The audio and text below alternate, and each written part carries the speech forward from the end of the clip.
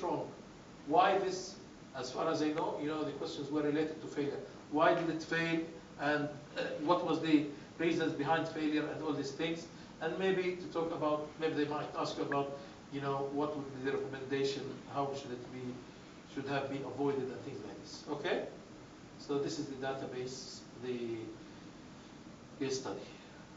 So if it's more of a higher management, ما هو السؤال هيجيب لك كيس ستادي 11 صفحة قبل الامتحان تقراها بعد كده There's no, we don't have anything. We don't have anything. No, but maybe I just don't want to confuse things. There's operation management and operation management and project management. They have lots of similarities, and they have some differences. Okay, but since you are SBS, it's no problem because actually they combine project management and operation management. You don't have operation, you don't have project management. So you have to assume that the same rules which applied, for operation management would also apply for project management. Okay, so can we now go through the rest of the stuff quickly? Yeah, and then we can conclude with a group photo and say bye-bye. Huh? I don't know how to resolve this. Well, I don't know either. I'm not supposed to even discuss it with you. It's not being sent to you by university.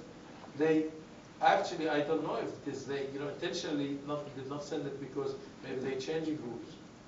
I have no idea. I don't really know why it wasn't sent to you. Usually they send it to students. They haven't sent anything. No course material, nothing. I don't know why. You have to check. Did you ask Hisham? Anybody asked him? Yeah, we told them that we haven't received it. Maybe they will send it to you soon. Okay.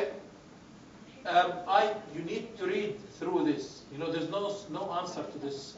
You need to read 11 pages, understand them. In the past, you used to read them in the exam. So you see it in the first time in your life, in the exam, not outside the exam. But here, most probably they send it to you. They read it, you read it, and try to make sense of what is in there, and be prepared with answers to the possibility of asking questions about why things failed and all these things. So let's see. I want you to help me because to have, I'm not going to be spending too much time on, the stuff. Most of the stuff is nothing to do with the exam, as far as I know, because the important topics we already discussed them. So, but it is our responsibility to go through the material in the course. Okay. So, location and layout. Yeah, and describe to you what's happening here quickly. Just one quick thing here. Does the engineering consultant see the glass as half full or half empty? You think? Half empty? Yes. Anybody else? A re-engineering consultant see the glass as half full or half empty? Full. No, empty. Huh? It is not completed yet. What is not completed? The glass. We need to fill it again. In fact, the re-engineering. Okay, Because re-engineering. he's a re-engineering consultant. He will say this is the It is wrong half glass. empty. He will not say.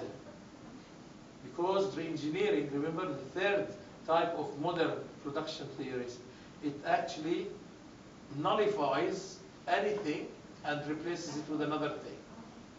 So if you come and say to somebody, like in ERP system, ERP system will come to say to you, your business processes are rubbish, ours are best practice, you need to start using those. Abdurrahman knows he's an ERP manager. Custom processing. Yeah, custom processing. So the answer to this, neither. It's the wrong size of glass, or should it be glass, maybe it should be plastic or liquid or whatever. Location layout, without the waffling too much, any organization to make to benefit to minimize the cost of its operations and to maximize the revenue. Remember, cost and revenue. So we want to maximize the revenue and reduce and minimize the cost. How do you do that? Partly by selecting the right location and selecting the right layout. I'll give you an example. If you are living, if you choose your organization to be in Kuwait here, and the raw material which you use for your production is in Bahrain. The Bahrain is near. Let us may go down or up, or is in Sudan. Yeah.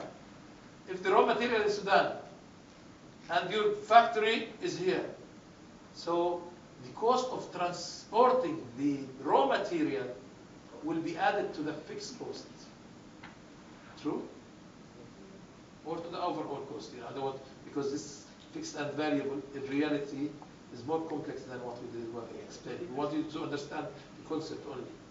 So for this reason, there are rules about your selection of your location, right?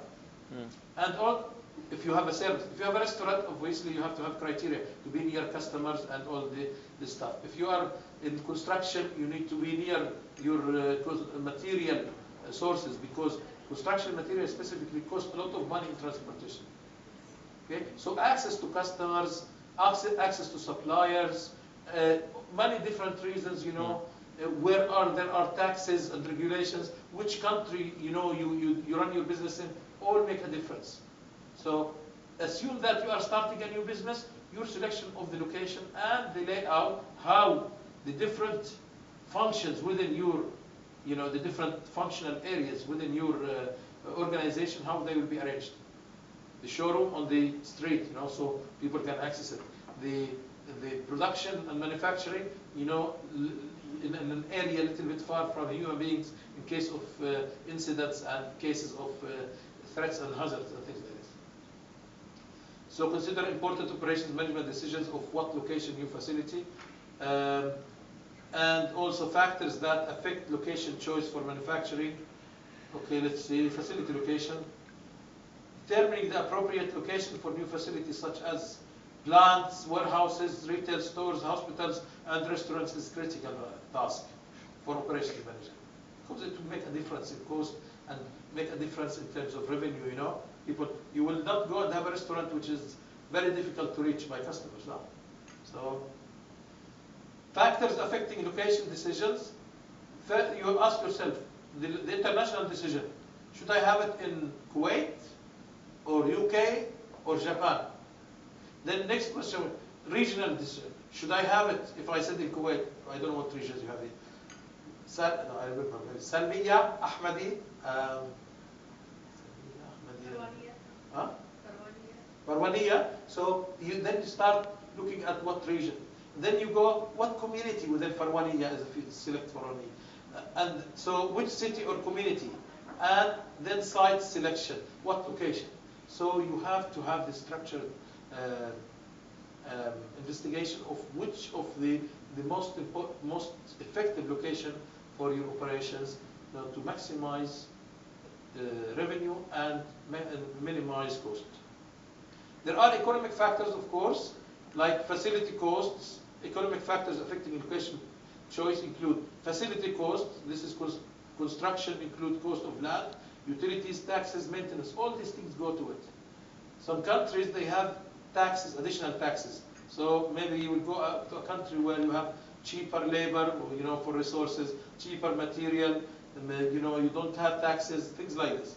Operating cost, production material, direct labor, and administration personnel, transportation cost. So effectively, facility cost, you don't go and have it in Abu Dhabi because it will cost you an arm and a leg for hiring or renting a showroom.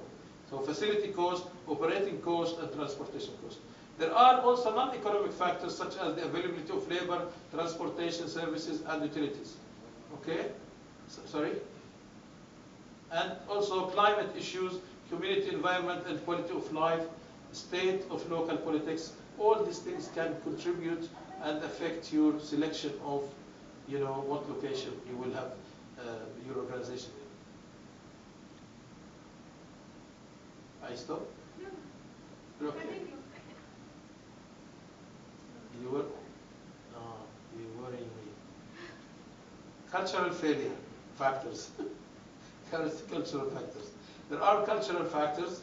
Of course, you wouldn't go and have, for example, like a gambling shop in Saudi Arabia, for example, or something like this, you know. So the cultural issues have to be respected and have to be taken into consideration. Location factors for manufacturing. In some industries, like cement and steel, for example, where it is cost effective to locate close to natural resources, because it costs too much, you know, to transport construction material. Factors influencing manufacturing plant location. You know, what are the factors influencing manufacturing plant location? There are a few here, like favorable location, climate, proximity to markets, quality of life, proximity to suppliers and resources, and so on. Factors influencing services. Also, if you are in the services business, like a restaurant, a hospital, or anything, or a school, you need to consider proximity to customers, transportation cost and proximity to markets, and location of competitors. Methods of making location decisions, you might use something called heuristics. Heuristics is a Spanish word referring to previous or past data from past history. Okay? Or you can use computer simulations or optimization calculations. Facility layout this is where how you arrange the different functions. Facility layout involves the physical arrangement of economics activity centers within the facility. So how we can arrange these different units, you know, in the configuration. A good layout, you know, is guided by the following. It has to be flexible. Criteria for good layout may include higher utilization of space, so you're managing space effectively, you know, and so for equipment and people, you probably noticed that you have, nowadays they have flexible offices, you know, open space, so it can be rearranged, you know, when you have bigger teams and things like that. Improved flow of information, material, and people. Of course, flow of material, raw material will be coming, so you need to have, you know, to be accessible through, you know, to a road. A road will be, if whatever vehicles are used for transportation, they need to have access to your stores or to wherever. And for people, they have to have safe access to their offices. And for information, it is about, you know, the flow of information across different parties. Improved employee morale and safer working conditions. You know, basically, you know, to be away from hazardous material and hazardous operations. And improved customer-client interaction.